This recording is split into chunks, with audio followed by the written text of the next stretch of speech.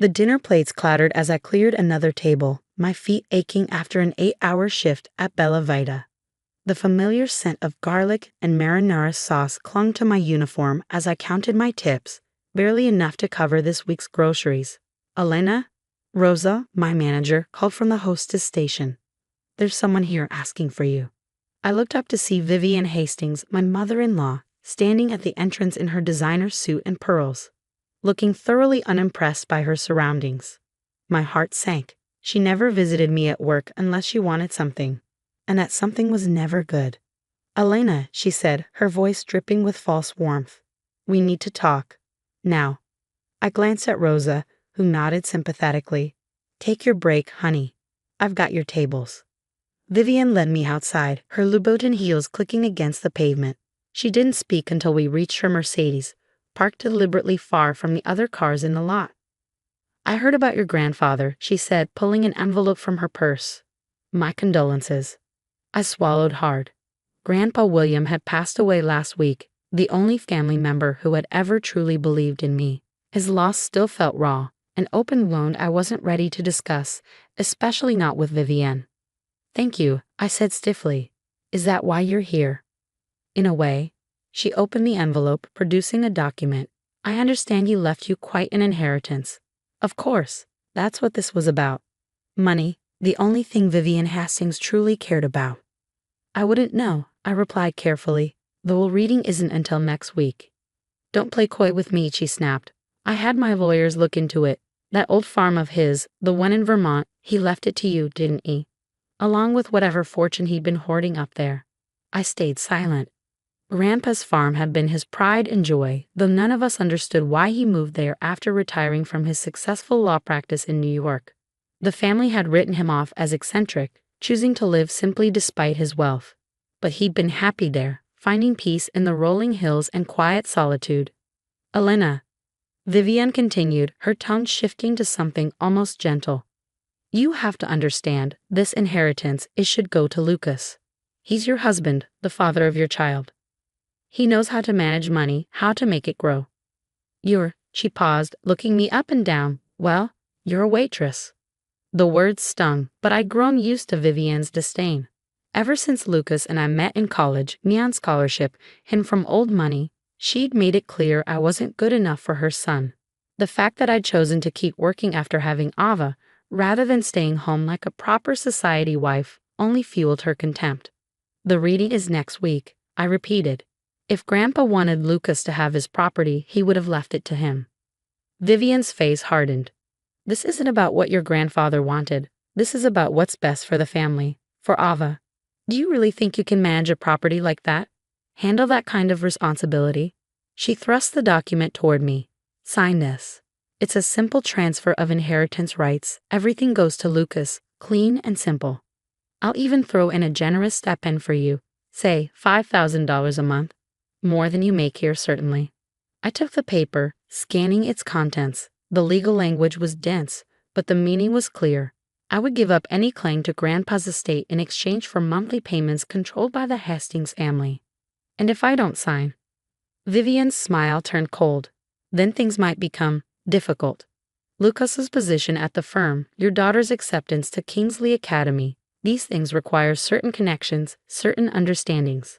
It would be a shame if those arrangements were disrupted. My hands trembled as I held the document. She was threatening my family, using my husband's career and my daughter's future as leverage. It was cruel, calculated, and exactly what I'd expect from Vivian Hastings. But there was something she didn't know.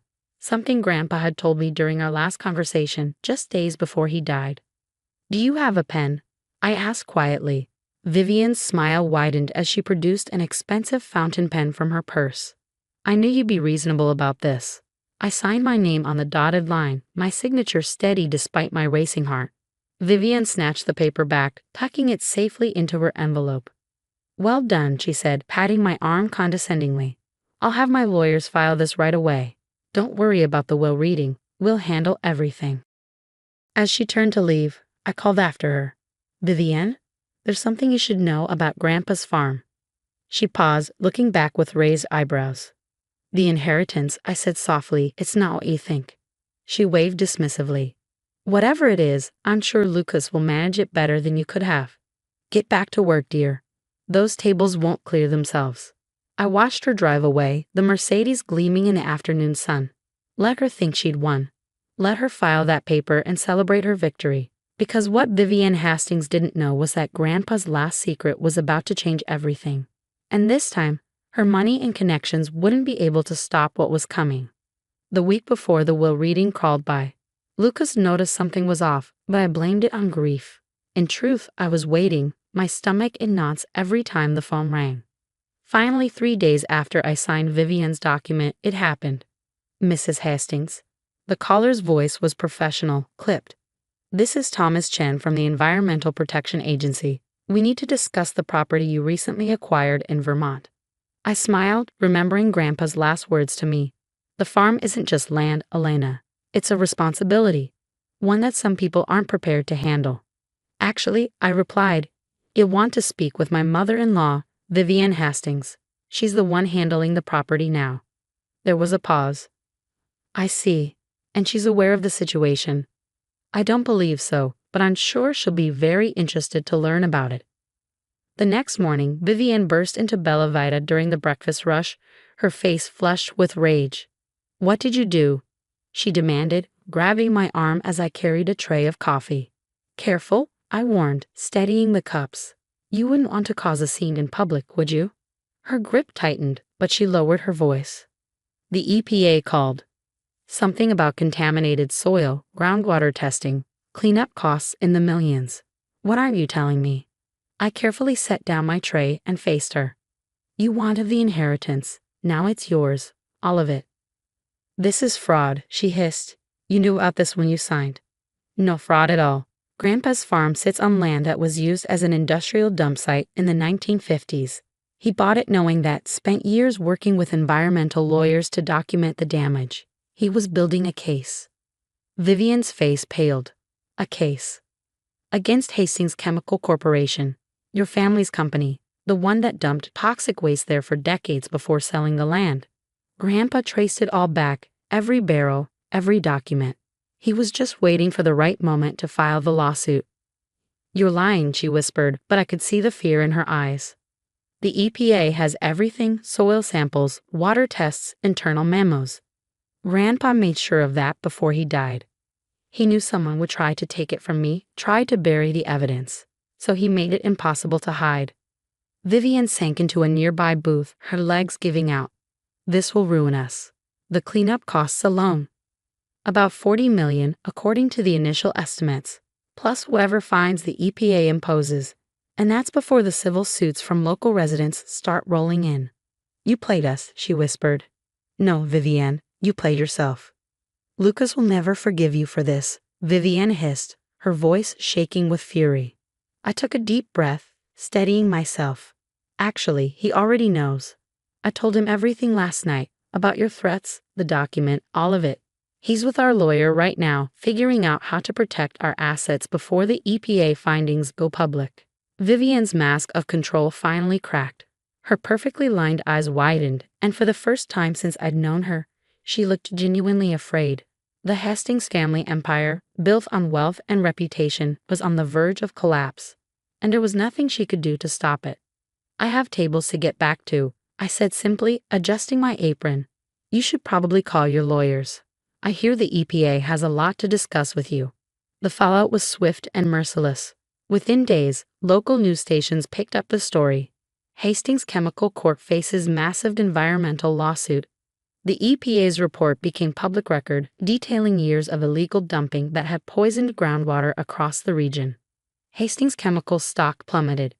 Vivian's social circle, the same people who had once fawned over her at charity galas, now avoided her like the plague. Investors pulled out, lawsuits piled up, and the once golden Hastings name became synonymous with scandal and corruption. But the biggest shock came from Lucas. Did you know? He asked one night after Ava had fallen asleep. We sat together on our tiny balcony, a bottle of wine between us, the city lights flickering in the distance. Grandpa told me everything, I admitted. He knew your mother would try to take the inheritance. He spent years gathering evidence, waiting for the right moment. Lucas exhaled, rubbing his face. So this was his plan all along. Not just his plan, his justice. The families in that town have been suffering for decades.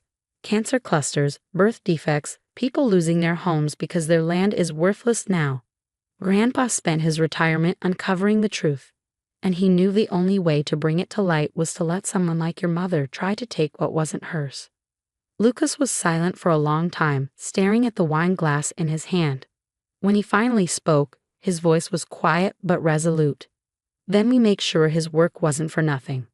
The investigation expanded.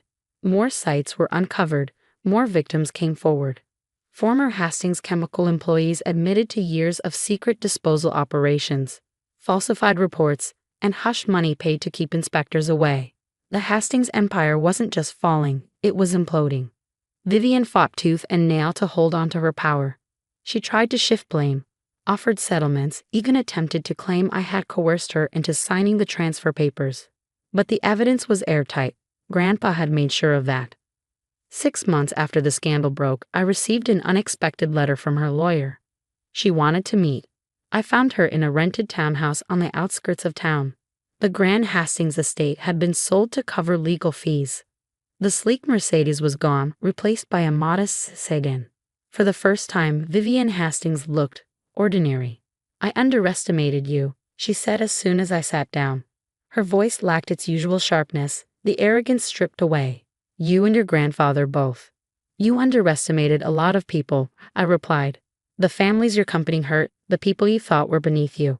You thought money made you untouchable. She let out a bitter laugh. And now, we have nothing. The company is bankrupt. Our assets are frozen. Even Lucas's trust fund is tied up in cleanup costs. You still have family, I said, glancing toward the framed photo of Lucas and Ava on the mantel. If you learn to value them more than money and status. Her lips pressed into a thin line. Is that why you're here? To gloat? To offer forgiveness? No, I said, standing. I'm here because Ava asked about her grandmother. She misses you. That's more than you deserve, but she has a bigger heart than either of us. Vivian blinked rapidly, her hands tightening around the armrests of her chair. I'd like to see her, if you'll allow it.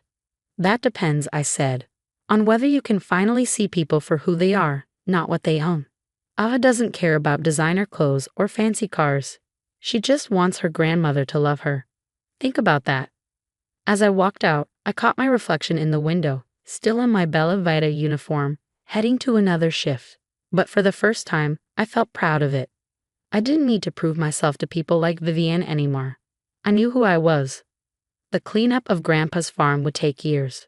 The EPA estimated the cost would surpass $100 million. The Hastings fortune, once a symbol of privilege, was now being used to repair the damage they had caused.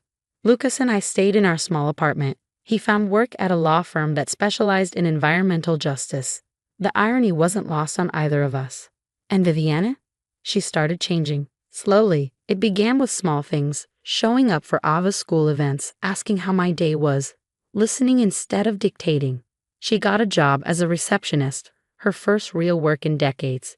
Humility didn't come naturally to her, but it came.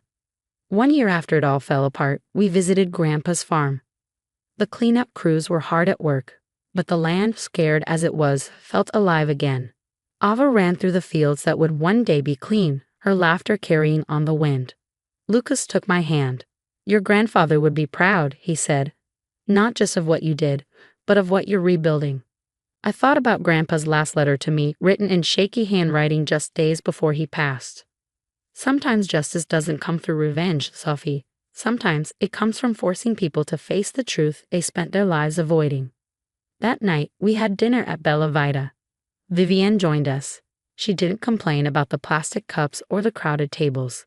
Instead, she listened as Ava talked about school, asked Lucas about his new job, and even thanked the waitress by name. It wasn't forgiveness. Some wounds run too deep for that. But it was something else. And for the first time, that was enough.